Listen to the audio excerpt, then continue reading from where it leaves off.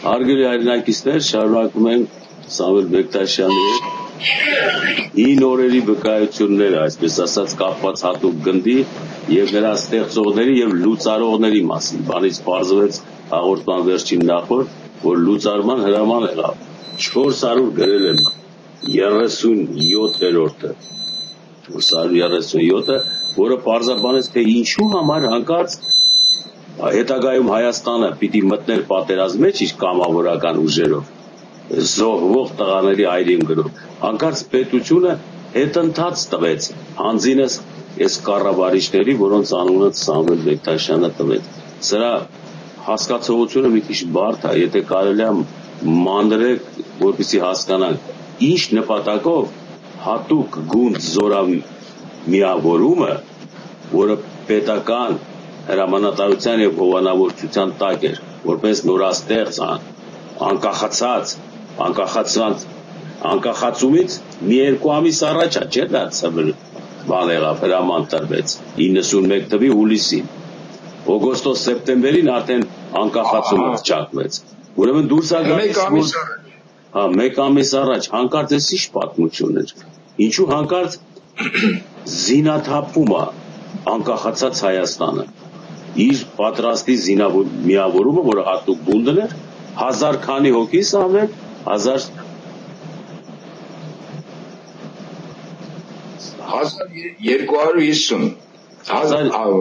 1530 ներողություն 1530 հրամ կազմով եւ պատրաստի պրոֆեսիոնալներով պետք է ասել դրանք, պատկերացնեք կանոնավոր զորք է եղել դա, ու հանկարծ գնում են բոլոր ռուսական բանակում հատուկ ծառայությունները անցած տղերք էին մեծ մասը, զինվոր չունեին, բոլորը սպա էին փաստորեն։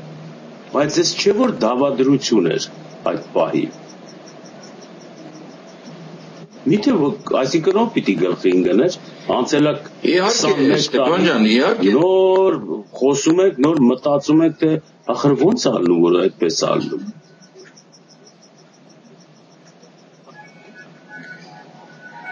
Շարունակի Սամվել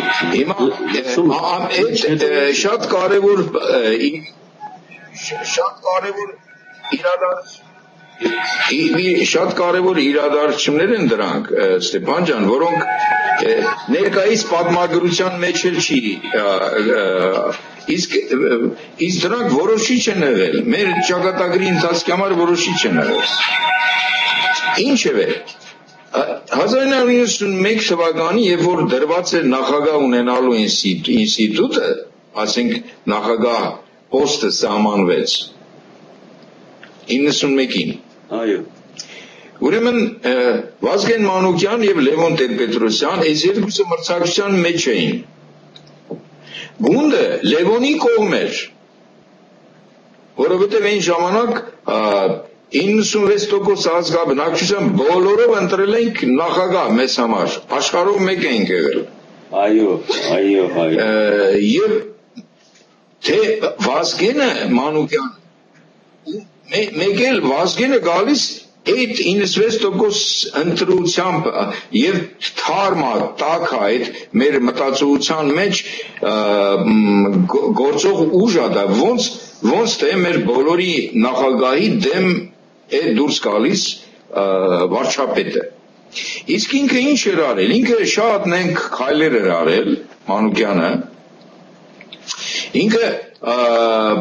փաստորեն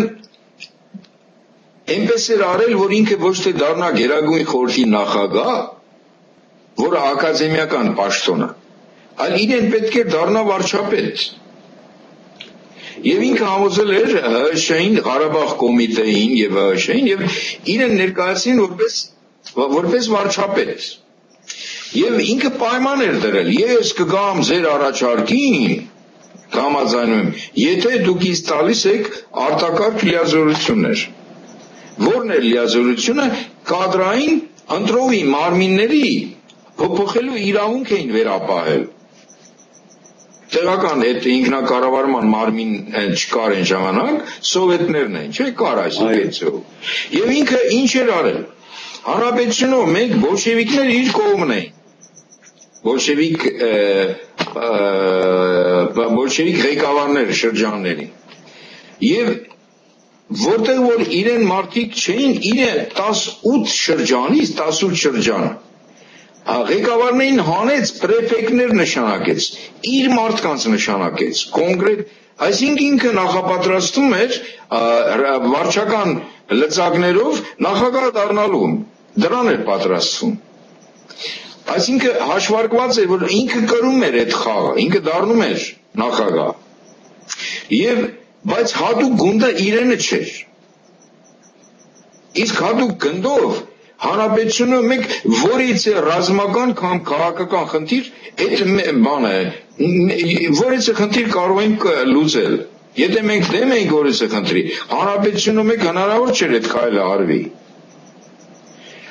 եւ իմանալով, որ իրեն չենք ընդունում, իրենք չենք սիրում, հետո որ իրեն չենք ընտրելու, հա, ինքը դրած լուծարեց, որովհետև ինքը թքած ուներ հանրապետության կայունության վրա, ամեն ինչի վրա եւ այլ եւ այլ։ Ինքը այդ կատեգորիաներով չէ, չի մտածում։ Մի քանի զրույցներում մեր այդ պատերազմի մասնակցած կամավորներից ինքը վերաբերում է որպես արկածախնդիր մարդիկ տենց առիթ անկել ձեռները, որ կրակ են, լավ զգան բան, այդ տղերք են էլ իրենց համար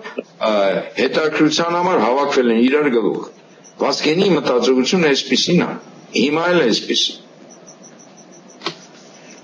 Եվ ես այն ժամանակ չէի կարողանում այդ ծավալներով մտածել, որ տեղեկացված չէի, հետո կենսափորձ չունեի, բայց մի բան գիտեի, որ անթույլատրելի բան կատարվեց։ Եվ ամբողջ գունդս հանում եւ դեմ եմ հանում Լևոնին։ Եվ արդյունքում ինքը ստիպված Վազգեն Մանուկյանին հանում է վարչապետի պաշտոնից եւ չեղել է համարում այդ 437 որոշումը եւ գունդը մնաց եւ գնդի այդ օնաշարի վրա բանակը սարքվեց, կռիվներ տարանք եւ խախտվեց ամբողջ անկախացանք նախ եւ առաջ անկախացանք, որը շատ կարեւոր էր,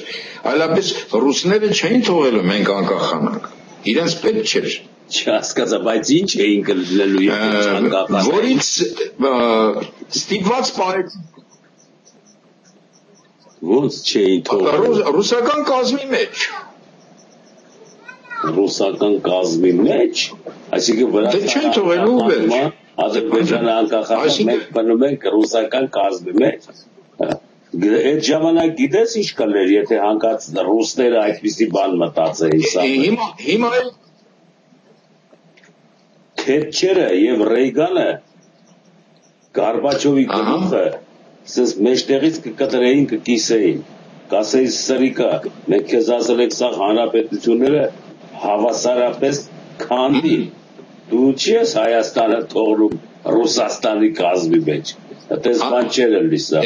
հետի բացառված էր։ Ստեփան ջան,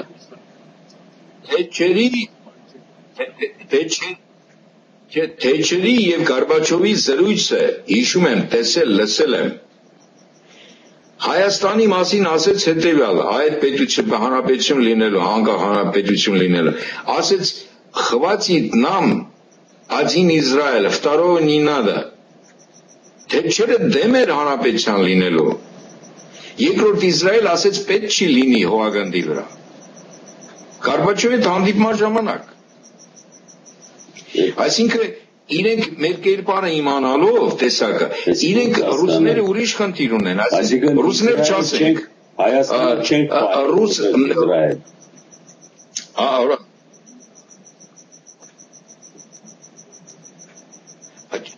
Մեզ պետք չի, որ երկրորդ Իսրայել առաջանա։ Իսրայելը որպես գլխացավանք էր դիտում, Թետչերը։ Միշտ էլ եղել է տեղով բերովի։ Նաև Հայաստանի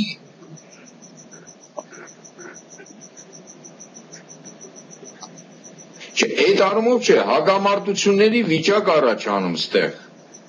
Այսինքն ռուսների հետ լինելու պարագայում այդ խնդիրը դուրս է գալիս արանքից։ Թուրքերի հետ այդ առումով, բայց ստեղ հրեական գործոնը աշխատեցել է, Ստեփան, այսինքն նայ մի րոպե իրենց պետք չէր անկախանալ մեզ, իրենց պետք էր դու ինձ չես լսում, հա երևի դու ինձ չես լսում, ուշ ա գալի, հա լսում եմ, նայ մենք 437-րդ հրամանագիրը գունդը կազմալուծելու վերաբերյալ հուլիսին էր, չէ, ասեցիր թիվը չես ասում, հուլիսի որ քանիսին էր, որպեսզի ես մի բան հուլիսի 1 կա եւ 31 կա օրը չեմ հիշում ահա բայց մենք մոռանում ենք դա հուլիսի սկզբները պետք է լիներ լավ արի sense դատենք Սովետ միությունը քանդվում է անկախանում է Վազգեն Մանուկյանը դրանից մի ամիս առաջ այդ գունդը ցրում է որպեսզի Լևոնի հետ հակադրման ժամանակ ինքը դառնա անկախացող Հայաստանի պրեզիդենտը այտենց ենք մտածում եւ այդ ժամանակները որը դեպքերը կատարվում էին արագ չէ որ խնդիր էր դրված այ 91 թվականի հուլիսից մինչև 91 թվականի սեպտեմբերը մինչև մեր անկախությունը հռչակելը այդ կարճ տարածքի մեջ դեպքեր տեղի ունեցան պուտ չեղավ չէ օգոստոսին չեղավ պուտ չէ որ իբր թե իհարկե 18-ին օգոստոսի 18-ին պուտչից հետո ինչքան անցավ որ Գորբաչովը նստեց հեռուստատեսության առաջ եւ հայտարարեց որ Ռուսաստանը դուրս է գալիս Սովետ միությունից եւ դրոշակը փոխեց բոլորը տեսան աշխարհով մեկ չէ որ ինքը նստած եւ դրոշակը իջավ Սովետ միության բարձրացավ Ռուսաստանի երրագույնը պատրաստել էին հիմա այս խտության մեջ ոնց մենք կարող ենք մտածենք որ հանկարծ Լևոնը եւ Վազգենը ինչ որ բաներ էին անում չէ որ դեպքերը զարգանում էին համաշխարհային ծրագրի արագացված կտորների մեջ եւ Գորբաչովը հազիվ էր հասցնում դրանք կատարել արագ պուտչը Սովետ միության հայտարարել որ արդեն չկա եւ այդ ժամանակի մեջ չի տեղավորվում էդի գունդը ցրելա ինչի է ցրել որովհետեւ Սովետ միություն արդեն հրամանը եկել է որ Սովետ միությունից դուրս է գալու Սովետ միությունից Ռուսաստանը արդեն դրանից հետո ծրագրեր կան որ Հայաստանը մտնելու է պատերազմի մեջ Ադրբեջանի հետ եւ պատերազմում էլ պիտի պարտվի ոչ թե հաղթի այս ծրագիրն է տարվում դրա համար Վազգեն Մանուկյանին իհարկե հիմա հրահանգ եկել որ գունդը ցրի եւ ինքը ցրել է ոչ թե նրա համար որ գունդը Լևոնյան էր ես քեզ ասեմ ես էլ եմ այդ ժամանակներում այնտեղ Լևոն Տեր-Պետրոսյանը որպես նախագահ ընտրված Գերագույն խորհրդի նախագահ եւ հետո էլ պրեզիդենտ գոյություն չի ունեցել Հայաստանում որպես կառավարման ուժ նա մեկուսացած է եղել իր տան մեջ ամբողջ իշխանությունը տված էր վարչապետին իսկ Գերագույն խորհուրդը ազգային ժողովը Գերագույն խորհուրդը պարզապես Վազգեն Մանուկյանի խամաճիկն էր նրա որոշումները բանի տեղ ինքը չէր դնում այսքան բան եսի հո գիտենք հիմա տեսա ես քո պատմածի մեջ ինչ եղավ որ Վազգեն Մանուկյանն է ստացել հրահանգ որ գունդը ցրի որովհետեւ արդեն Գորբաչովը պիտի ասեր պուտչից հետո Ռուսաստանը անկախանում է այդ ժամանակ որ Ռուսաստանը հայտարարել անկախանում է Հայաստանի անկախությունը որտեղ որ մնար Ռուսաստանի մեջ ուրեմն այդ բացառվում է այդ քո ասածը որ հանկարծ Հայաստանը կմնար Ռուսաստանի հետ թե չերնել ասեց որ մի Իսրայել չենք ուզում սարքենք այսի սա բլեֆ է Ռուսաստանը դուրս գալով միությունից միությունը արդեն իրար հետևից շղթայաբար հայտարարեցին հանրապետությունները, որ մենք էլ ենք անկախ։ Այս շրջանում ոնց կարող է Վազգեն Մանուկյանը 437-ով, որ իշխանությունը իր ձեռն էր, իսկ Լևոն Տեր-Պետրոսյանը զինվորել չէր այդ ժամանակ։ Պարզապես տնային կալանքի մեջ նրա երեսը ով էր տենում, թե ինչա կատարվում երկրում, սկի լուր չուներ։ Ճիշտ է, թե չէ, դու վկա ես, ես էլ եմ վկա։ Փակվել էր իր դղյակում ու դուրս չէր գալիս։ Իշխանությունը Վազգենի ձեռն էր։ Մոսկվան, որը կառավարում էր ամբողջ Սովետ միության քանդման մեխանիզմը, անմիջապես Վազգեն Մանուկյանի հետ էր խոսում։ Եվ ես ձեզ ասեմ, հունիս ամսին Վազգեն Մանուկյանը եւ Մամիկոնյանը, որը հետագայում պիտի դառնար Գերմանիայի կամ Ռուսաստանի դեսպանը, երկուսով մտնում են Ջազովի մոտ։ Ջազովը Վազգեն Մանուկյանին ասում է հետևյալ նախադասությունը. լսել են դուք անկախություն եք ուզում հայտարարել։ Տեսեք ինչ ասում։ Յանի ինչա դու տեղյակ չես, որ ով պիտի առաջինը անկախություն հայտարարի։ Ռուսաստանը պիտի հայտարարի, որ մնացածը հայտարարեն։ Եվ Վազգեն Մանուկյանն էլ պատասխանում է։ Ասում է, չէ, ասում է, կատակ է դիտես բան չենք հայտարարում։ Ուրեմն Վազգեն Մանուկյանի ներկայությամբ եւ Ֆելիքս Մամիկոնյանի երկուսով են եղել, երկուսով Ջազովին, պաշտպանության նախարարին ասած այս խոսքերը Վազգեն Մանուկյանին ինձ ասեց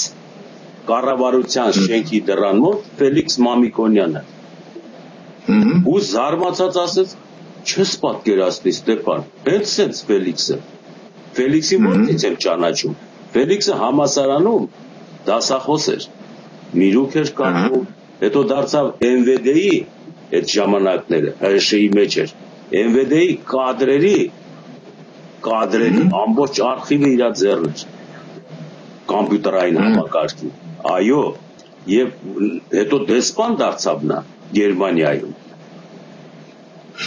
Հենց այդ ժամանակ ինքը որպես այդպիսին, չնայած հայրենադարձ էր, բայց երևում էր, որ KGB-ի գծով գործակալություններ ունի, որովհետև այդպիսի շրջաններում աշխատում, արդեն հասկանալի էր, բայց ինձ ասեց, որ ես զարմացած մնացի, թե Ջազովին ինչի ասեց, անկախության, չէ, ասեց, կատակ ենք անում, յանի, լուրջ չի էդի, երբ որ ասեց, իրոք մենք անկախության ենք եթում, արդեն դեկլարացիաներն է գրած անկախության եւ այլն, զարմացել էր Ֆելիքսը, թե ես զարմացա, թե ինչի Ջազովը այդ հարցը տվեց եւ ինքն էլ պատասխանեց, որ չէ, այմար, դες բան չկա, յանի Ջազովին է խապում, զարմացած մնացի ասում։ Դրանից հետո հիմա որ դու պատմում ես, ես այդ ինֆորմացիան չեմ շահ կապում սրա հետ, որովհետեւ արդեն դու տանում էիր այն թեզը, որ իշխանության հարցում Վազգեն Մանուկյանի եւ Լևոնի մեջ հակասություն կար, այդպիսի բան չի եղել։ Պարզապես գործադիր իշխանությունը, որը Վազգեն Մանուկյանն էր կատարում, համարեց սեփականաշնորհման գործընթացը կատարված եւ քայքայված երկիրը եւ նա կամաց հեռացավ, գործը արած էր արդեն։ Լևոնը հայտնվեց, իշխանությունը վերցրեց, արդեն ինքը նստեց, Վազգեն Մանուկյանը դարձավ պաշտպանության նախարար, եթե հիշում ես։ Մի կարճ ժամանակ։ Այդ ընթացքում Վազգեն Մանուկյանը պաշտպանության նախարար դառնալով պիտի քայքայեր ամբողջ Ղարաբաղյան ճակատը։ Բայց պիտի բռնվեր հետագա պրավալների մեջ, որովհետև հարցական էր։ Նա մտավ ռեզերվ մտավ Վազգեն Մանուկյանը։ Եվ այսօր 20 տարի անց նորից հայտնվել է, նորից գործում է Լևոն Տեր-Պետրոսյանը հրապարակում, Վազգեն Մանուկյանը հայտնվել է Սերժ Սարգսյանի տրամադրության տակ, հանրային խորհրդի նախագահն է։ Եվ դուրս է գալի այս 5-րդ շարասյունը, որ մանևրներ է կատարում անընդհատ։ ոչ մեկը գլխի չի գնի ինչ անում։ Եվ Վազգեն Մանուկյանը երբ որ անցավ ընդհատակ, հիշեք, իբր թե Լևոնի դեմ գնաց, որը դուք հիշում եք։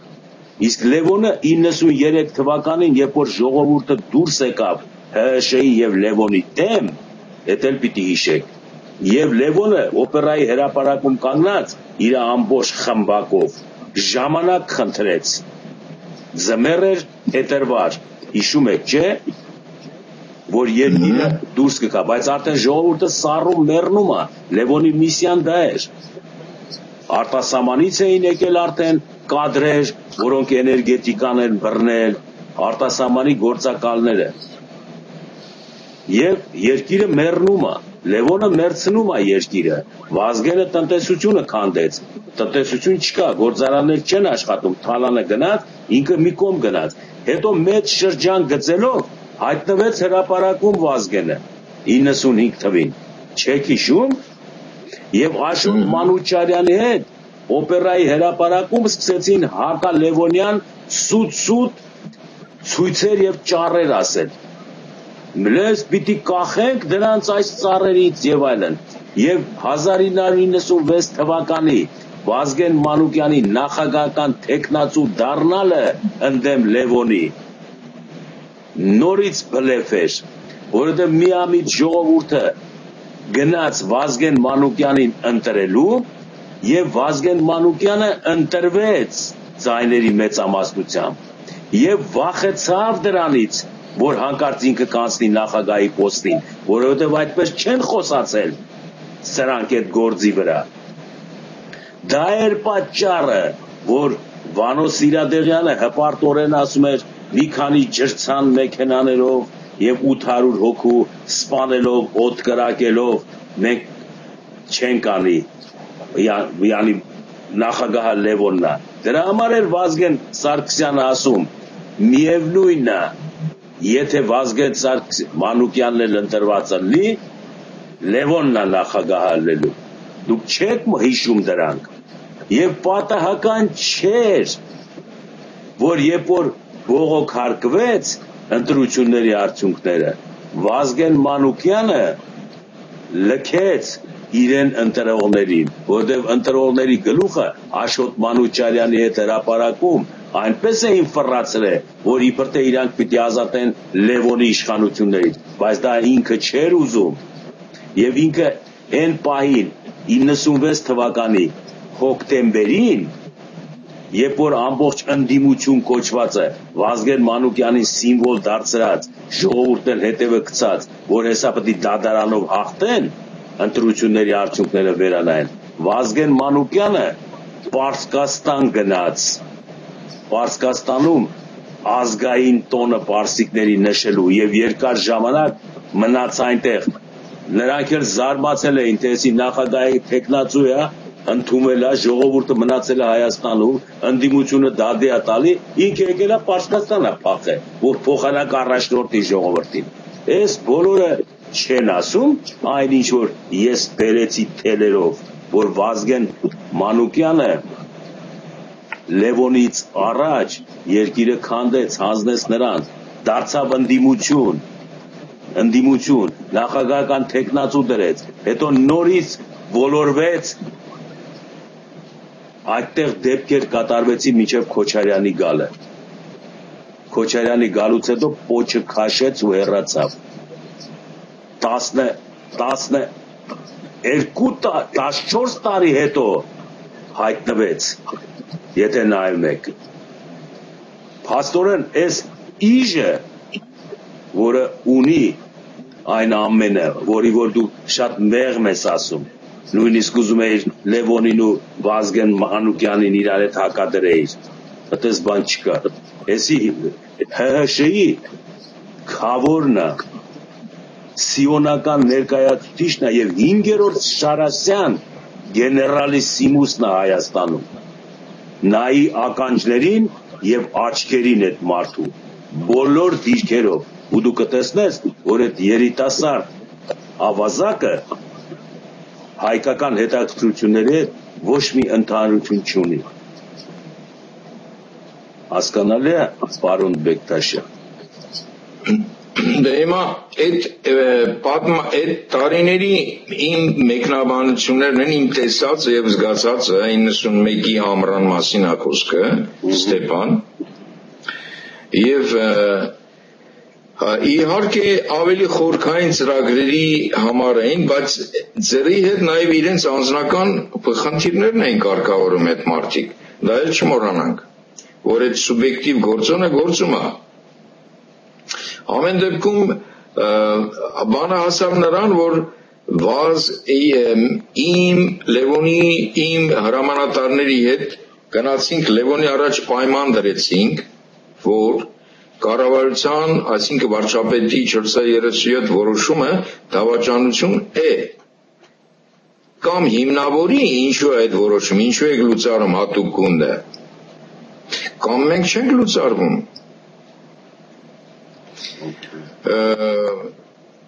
Ինքը ստիպված պահեց մեզ, Ստեփան, գունդը պահեց, վարչապետին հանեց պաշտոնից ուղղակի, այդ պարտադրանքի ներքո։ Ձեր պարտադրանքի ներքո։ Իհարկե, դրա մասին որ ես ասում էի, որ գունդը մնաց, ուրեմն դու ասում ես, վարչապետը հեռացավ։ Վարչապետը որ հեռացավ, դարձավ պաշտպանության նախարար, չէ։ Պաշտպանության նախարար բավականին հետո, ասեմ, 92-ի աշնանը դարձավ եւ իր պատճառով ես բանակից դուրս եկա 93-ին։ Պաշտպանության նախարարն ով էր այդ ժամանակ, երբ որ Լևոն Տեր-Պետրոսյան, ով? Վազգեն Սարգսյանն էր։ Վազգեն Սարգսյանը պաշտպանության նախարարն է, պաշտպանության նախարարության տակ լինող գունդը, ձեր հատուկ գունդը, վարչապետը կազմալուծում է, չէ՞։ Ու պաշտպանության նախարարը այդ վարչապետին, որը սովորած ծեծի, ջարդի, չի ծեծում։ Ստեփան ջան, այն ժամանակ 91-ին դեռ անկախ չէինք, դեռ չկար նախարար հասկացություն պաշտպանության։ 91-ին Սովետ միություն էր դեռ։ Խոսքը վերաբերում է անկախություն ստանալուց մի ամիս առաջ կատարվող դեպքերին։ Այո, մի ամիս առաջ կատարվող։ Ախր մի ամիս առաջ կատարվող դեպքերը իրաց մեջ ներառում են, որ անկախությունը գալու է հաստատ, ոչ թե անկախությունը գալիս է օրով, ժամով, ինչ որ կապված է պատահականության հետ։ Այդ ծրագիրը հետո ինչ որ չի հայտարարված։ Եթե մինչև այդ չի հայտարարված, Հայաստանը արդեն անկախ գործեր է անում, Գերագույն խորհուրդ ունի, որոշումներ է կայացնում, բաներ է անում, կռիվներ է անում, դա չի լի, ուրեմն ինքը անկախ է արդեն մի ամիս առաջ, հետևաբար մտածեք սենց, որպեսզի մենք այդ մաթեմատիկան լուծենք, պիտի ասենք, ոչ թե սեպտեմբերի 21-ին հայտարարված պրեզիդենտական ընտրություններով էր անկախ, այլ արդեն դրանից առաջ էր անկախ, մնում էր սպասել այնքան, մինչև Ռուսաստանը Մոսկվայում հայտարարի Գորբաչովը, որ իջացրեք Սովետի դրոշը, բարձրացրեք Ռուսաստանի դրոշը։ Այս ֆորմալնեստին էին սպասում, որպեսզի իրանք ասեն մենք էլ ենք անկախ, բայց իրանք գիտեին, որ սաղ էլ անկախ։ Հետևաբար կառուցի, այդ դեպքում կառուցի, Լևոնը ինչի Վազգենի որոշումը հեչ արեց եւ հանկարծ թողեց, որ հատուկ գունդը մնա։ Չես կարծում, որ ձեր բունտ անելը, որ չենք կազմալուծվում, վախացրեց Լևոնին, որովհետև եթե դուք չեք կազմալուծվում, ուրեմն իշխանությունը կտապալեք զինված միավորում, ուրեմն հարկավոր է ձեզ զսպաշապիկ հագցնել, հետո ձեր հախից կգանք։ Լևոնը պիտի աներ։ Թե չէ դուք այնպիսի կամք եք ցուցադրել, որ կամ այսպես կամ այնպես մեզ լուծարել չի կարելի։ Եթե դուք ասում եք մեզ լուծարել չի կարելի, նոր ընտիր նախագահը ինչ պիտի անի։ Պիտի լուծարի, հա, վարչապետի ասի լուծարված եք։ Դուք լուծարվեք, կմիանաք Մոնտե Մելքոնյանին, արդեն Ղարաբաղի զինված ուժերին, որը իրանք ձեզ սարքել են, որ նրանց գլխին խաղեր խաղան։ բանի այդ ժամանակ Ստեփան հատուկ գնդով էր որոշում ամբողջ քաղաքական ընթացքը հանրապետության ամբողջ տարածքներում քանի որ ունեինք ազդման այդ կարգի լծակներ այո բայց երբեք չափ չենք միջամտում process-ներին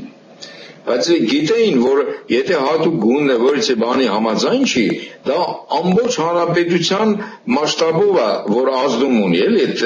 անհամաձայնությունը ոչ թե լոկալ տեղային այլ ամբողջ հանրապետությունը եթե գունդը համաձայն չի ուրեմն այդ բանը ճիշտ չի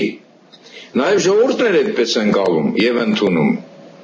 Դեսի արդեն հեղափոխական ուժերն են 17 թվի կարմիր բանակայինների եւ գյուղացիության որը իշխանությունը պահում է Դուք իշխանություն եք պահել պաստորեն Իհարկե, բայց դա եմ ասում, Ստեփան ջան, այլապես երկու Վազգենը եւ Լևոնը երեքն էլ կողմ էին, որ մենք լուծարվենք։ Հիմա մի պահ, ասենք, արտաքին ծրագրերի մի պահ թողենք, հա, ներսում հանրապետության ներսում, ուժերի վերադասավորման, հետագա ընթացքի եւ որ դիտարկում ես կատարում, գունդը հանելուց հետո, հատուկ գունդը Եթե այդ որոշումը կայացվեր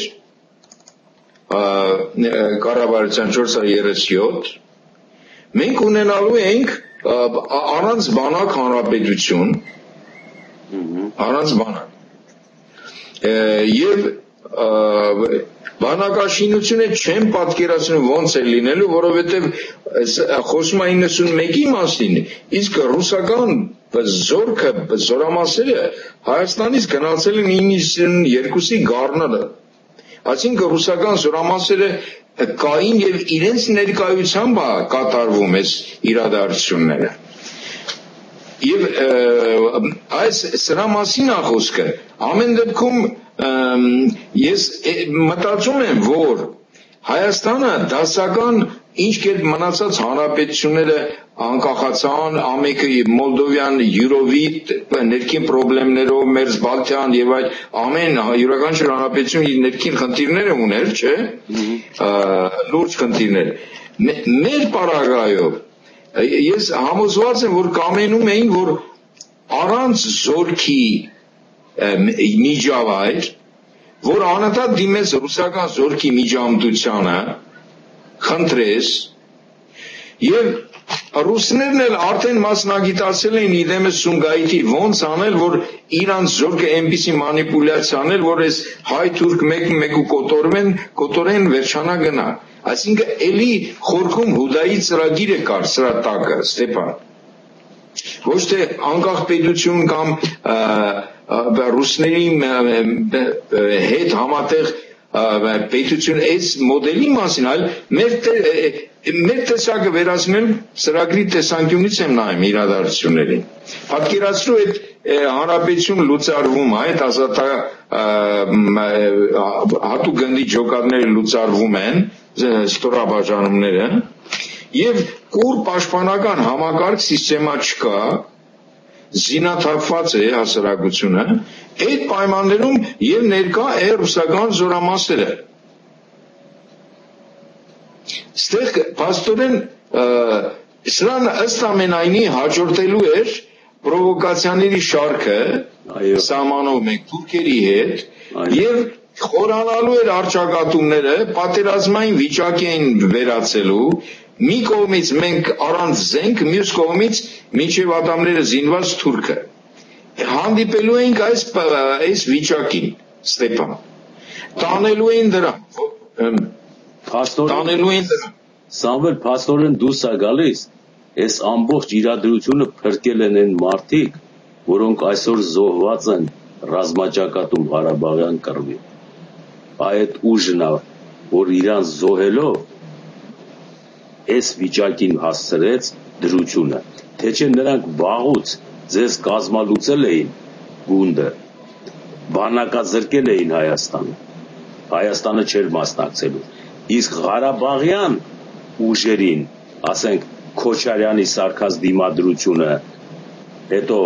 Սամվել Բաբայանի սարքած դիմադրությունը պարզավոր ադրբեջանցիները կուտեին նրան արդեն հասկանալի էր չէ որ կուտեին առանց հասկացելու եւ պետք է այս պահին հասկանալ ու փառք տալ այն կամավորներին, որոնք միացան Ղարաբաղյան հրամանատարության տակ կռվեցին ընդդեմ ադրբեջանական եւ սովետական զորամիավորումների այս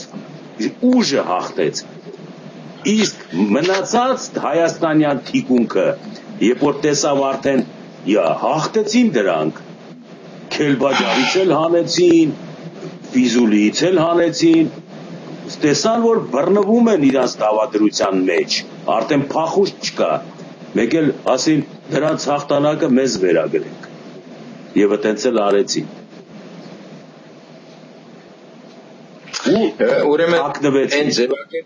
այն ձևակերպումը Ստեփան որ Ղարաբաղյան հրամանատարության ներքո անցան այդ ճիշտ չի տեղին չի որովհետեւ ինչ կատարվեց ով էր ղեկավարում Ղարաբաղի ռազմաճակատը այդ ժամանակ Ղարաբաղի որ ռազմաճակատը ուրեմն հարցադրումացված շտաբը ով էր ղեկավարում ռազմական շտաբ կար չէ՞ այդտեղ նայես Ստեփան ջան բանի Հայաստանը ոչ թե թիկունք էր Հայաստանը գործող ճակատ էր ուրեմն բոլոր հատվածներում բավականին ամբողջ ավիացիան այդ միերի այդ վերտալյոտների մի 24-ը որ կա մի ահռելի 2 թե 3 էսկադրիլը հարձակվեց Իջևանի նոյեմբերյանի հատվածով Հայաստանի վրա ամբողջ տանկային զորամաս հարձակվեց նոյեմբերյանի վրա պատկերացնում ես այսինքն Հայաստանը ամբողջովին ներգրաված էր ուղիղ պատերազմի մեջ ինքը եւ ջերմուկի մասով այդ իստիսուի մասով այդ ներկայիս այդ Լաչինի ջերմուկ հա Լաչինի չէ վերև Քելբաջարի հարավ Լաչինի հյուսիս այդ արանքը ուրեմն ջերմուկի Եվ որ մի 20 կիլոմետր բարձրանում է Սարի գագաթին, Ստեփան։ Այ գյոլնա։ Ալա գյոլը այդ կարմիր լճերն են, երկու հատ մեծ լճեր կան,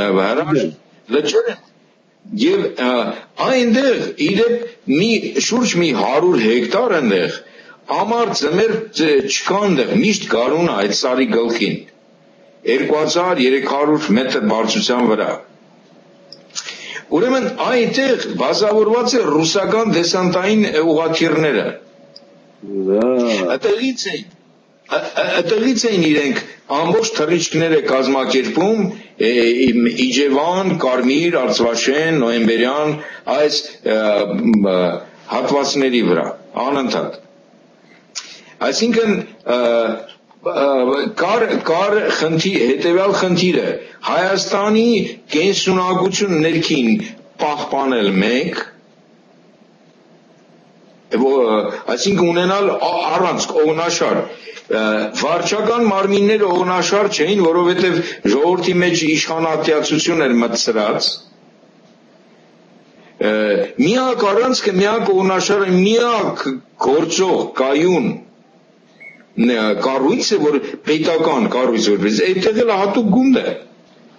որի այդ օգնաշարի շուրջը վերականգնել ներքին գործոս նախարարություն այսինքն իրավապահ մարմինները գործադիր մարմինները տեղական ինքնակառավարման այսինքն այդ գունդը եղել է այդ պետականության միակ օգնաշարը Ստեփան Սամվել բայց հատուկ գունդը կազմալուծեց Վազգեն Մանուկյանը հրամանալուծեց Դուք եթե այդ ինչի՞ չի ենթարկվեցիք այդ հրամանին որովհետև բանի Լևոնի առաջ հենց հարցադրումը սենց է եղել դուք ասել եք Լևոնի հետ հետակ վարչապետի հրամանը քննարկեք հա հետաքրիր կարևոր հարց է տալիս այո ես հրամ կազմին հավաքում եմ այդ Ուկրաինայից ուղարկած մեր այդ հրամանատարին դուրս եմ հրավիրում ասելով որ այսուհետ էլ դու գնդի հրամանատար չես այդ Առաքելյանը որովհետև ինքը դրեց թե տղերք բերեք զենքերը հանցնեք ահա տեսար ինչ եղավ Այդպես է եղել, ես սրան դուրս եմ հրավիրում, սա գույնը գցած դուրս է գնում, տղերանց իրավիճակը բացատրում եմ ու ասում եմ, մեկ խնդիր կա հիմա, մեզ լուծարել են, մենք հանցագործ ենք փաստորեն հիմա, այն իրավունքները ինչ որ տրված էր, հիմա չունենք, մեր տղերք չէին հասկանում դա, այդ ինչա, ինչ է նշանակում լուծարվել, իրենք մեկ խնդիր ունեն, զենք եւ թուրք, հիմա ասում եմ, բերեք գնանք Լևոնին հանդիպենք, թող ինքը մեզ համոզի եւ ներկայացնի, թե այն գործը, որ մենք անում ենք, որ կառույցով է ինքը անելու։ Եթե ինքը մեզ չհամոզեց, մենք չենք լուծարվում։ Այսինքն այս ծրագրով ենք գնացել։ Նաեւ 3 կետ է նշվել, Լևոնին ուղարկվել է այդ 3 կետերը, նախնական, որ ինքը ծանոթանա, որ ինչի համար ենք ուզում հանդիպենք։ Սա է, ուրեմն կառավարության 437 որոշման հիմքերը մեզ բացատրի, ինչով է փոխարինում մեզ, եթե չի համոզում ու չկա փոխարինող կառույց, որը չկար հանրապետությունում,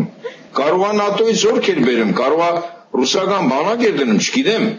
բայց որ այդ ստորացված վիճակը, այդ քանդ ու քարab երկրի այդ վիճակում այդ միակ կայունություն ապահով կառույցը դնում քանդում ես, այդ արդեն դավաճանություն է, այնտեղ երկրորդ կետով գրված է, եթե ամեն դեպքում դուք գտնում եք, որ պետք է լուծարվենք, հա,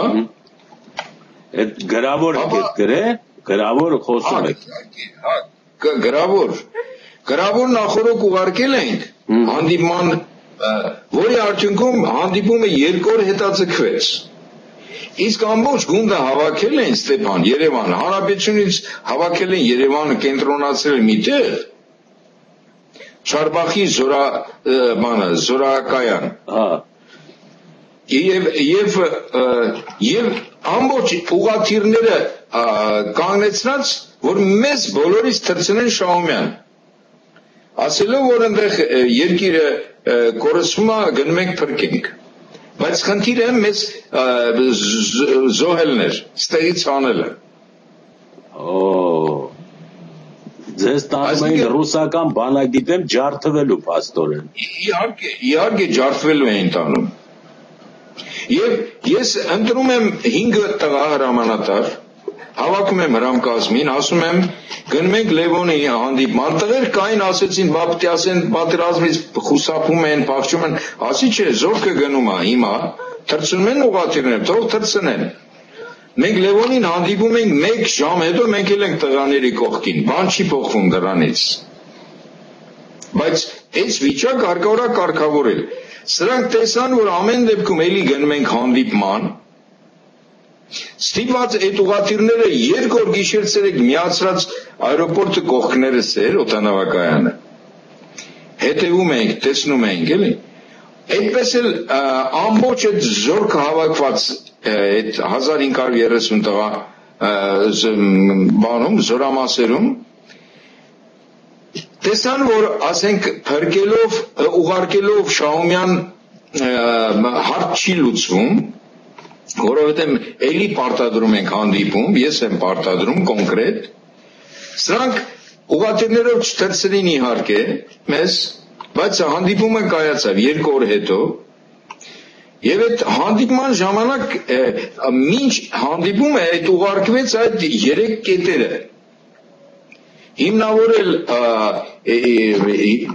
այդ կառավարության որոշումը, ինչքանով է արդարացված, երկրորդ, ուրեմն ինչով եք փոխարինում մեզ, երկրորդ կետ, ումով։ Եվ երրորդ, այսինքն առաջի կետը սան էր վերաբերում, եթե անորակ ենք, մեր պարտականությունները չենք կատարում, թերանում ենք, չգիտեմ ինչ, ապա իմանանք ինչ է, ինչոց է։ Պատճառը։ Եթե պատճառը, Ամվել, մի րոպե հանգստացի։ Պատճառը։ Բայց հիմա որ դու պատմում ես, հենց հիմա, դու չես զգում, որ դուք ուլտիմատում եք տվել նախագահի։ Իհարկե, Ստեփան ջան, բայց քանի անգամ փորձել են ինձ վերացնել, ինչի մասին է խոսքը։ Ուրեմն, ձեր ուլտիմատումը, որ տվել եք, ամբողջ մնացած գործերի ընթացքը հաշվի է առվել ուլտիմատումի նկատմամբ քայլեր անպայման Ստեփան ջան, բեկումնային փոխվել է մեր պետականության, մեր ճակատագիրը ամբողջովին փոխվել է եւ այն պլանները, որ ծրագրված էր հայերիս նկատմամբ, դա փոխվել է, խաթարվել է։ Իհարկե ուլտիմատում էր դա։ Երրորդ կետը սա էր, որպեսզի հաստատեմ ասածը Ստեփան ջան, երրորդ կետը սա էր, ամեն դեպքում եթե գտնում ենք, որ պետք է լուծարվենք, մենք երդվյալ զինվորներ ենք, բարի եղեք, կաթողիկոսով մեր երդումը հետ վերցրեք։ Եթե դուք հետ չվերցնեք, ապա երդման հետ վերցնելու արարողությունը մենք ինքներս կազմակերպենք։ Սա արդեն իրենց համար հասկանալ էր ինչա նշանակում։ Սա քո ասած եւ հեղափոխություններ, եւ հեղաշրջումներ եւ ամեն ինչ էր։ Սպառնալիք էր եւ սպառնալիք։ Եվ որին հետո որին հաջորդեց Վազգեն Մանուկյանը հանվեց որպես վարչապետ, գունդը մնաց, բայց սկսեց հալածանքները գնդի նկատմամբ եւ ամեն ինչ արվեց, որ Փոշյան այդ տղերքը կոտորվեն գնան։ Եվ այդտեղ դուք այդ հատուկ գունդը մենք այն առաջի մասում դու պատմեցիր, որ սենց ստեղծել 90 թվականին ստեղծված ՀԱԲ-ը ազգային բանակը, որը հայրենասիրական ազնիվ մղումներով ուղղորդված երիտասարդների կամ հայերի համախմբվածություն էր, որի վրա անմիջապես նստեց ԿԳԲ-ն, փորձելով իր մարդկանց մտցնել մեջը եւ ներսից պայթացնել։ Ճիշտ է, ասենց հասկացա։ Եվ մնացած զինամիավորումները, որոնք ունեին առանձին անկախության բանակ էլ կար, չէ՞, եւ տելի բաներ կային կամավորականներ, այսինքն հախուռն կազմակերպված հայրենասիրական ուժեր։ Սրանց ոչնչացման խնդիրը դրվեց իրանց կողմից ՀՀՇ-ի։ Ոչնչացման խնդիրը նրանով վերջացավ, որ ՀԱԲ-ի ամբողջ հրամկազմը ձերբակալվեց եւ ՀԱԲ-ը առաջինը կազմալուծվեց։ Ճիշտ է։ Էս մնացած բեկորները վախեցածներին, ցրվածներին, որպեսզի նորից չմիանան ինչ որտեղ, կազմակերպվեց հատուկ գունդը եւ այդ բեկորներով սարքվեց հատուկ գունդը հայրենասիրական ուժերով։ Դու ասացիր, որ 80%-ը լավ հայրենասեր ուժեր էին, որոնք այդ բեկորներից առաջացան։ 20%-ի մասին ասացիր դու, որ 20%-ը այդ մարդկանց հետ կապ չուներ։ Այսինքն արդեն հատուկ գունդը 20%-ով վերահսկում էր իրադրությունը եւ ինֆորմացիա էր տալիս վերևում, թե ինչ է իշխում հատուկ գնդի։ Մինչև այն պահը, երբ որ Վազգեն Մանուկյանը անկախություն հռչակելուց անմիջապես առաջ կամ հենց այդ պահին հատուկ գունդը կազմալուծեց, որտեղ հատուկ գունդը արդեն պետք չէր, անկախությունը հայտարարվում է։ Դուք հասկացաք, որ դե պրոֆեսիոնալներ եք, որ առաջիկայում պատերազմա, չէ՞ որ Ղարաբաղում գնում է այդ process-ը։ Դուք կանգնած եք պարտության առաջ, Հայաստանն է կանգնած պարտության առաջ, եւ դուք ուլտիմատում տվեցիք այդ որոշման դեմ, որի անունն էր 437։ Եվ նախագահին դեմ տվիք պատին, հասկացրիք, որ նախագահ չկա, գտնենք, կռնդենք։ Նույն բանը խոսում էր Մոնտե Մելքոնյանը Ղարաբաղի ճակատում, ճիշտ է, որ վերադառնանք Հայաստան, հեսա պրծնիստ է, մենք ձեր կաշին կքերթենք։ Հիշում ես Մոնտե Մելքոնյանը ինչեր էր ասում։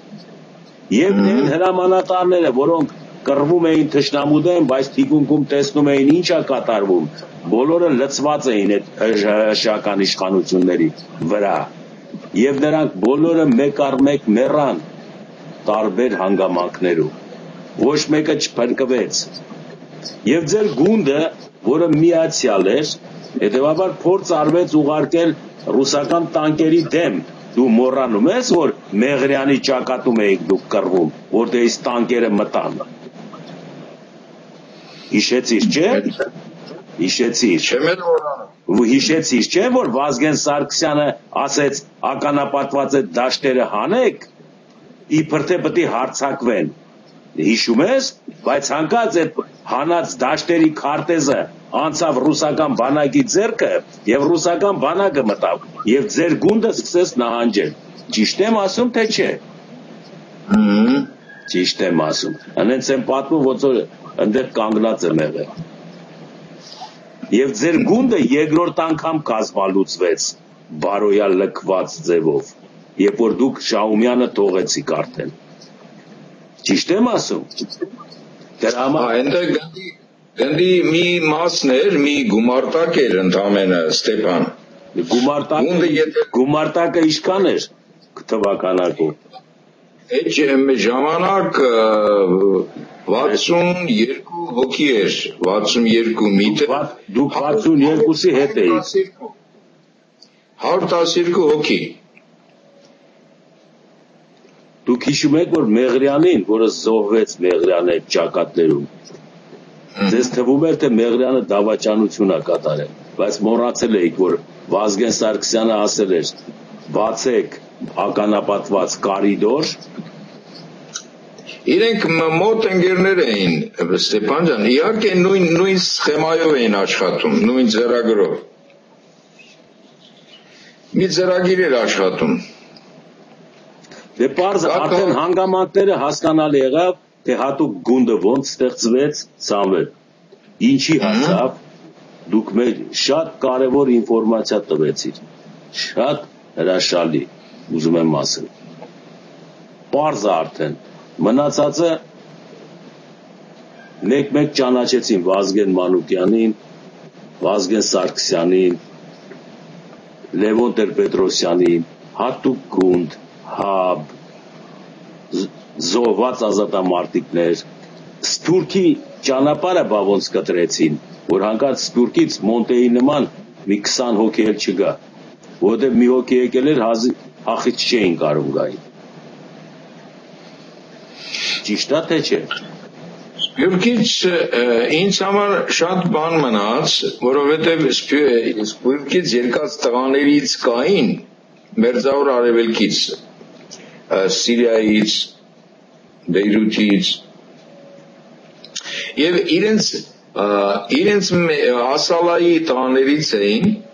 բայց քանի հոգի դրանց 3 հոգի KGB-ի ծառայության ներքո էին գործում, Ստեփան։ Մեր տղաներ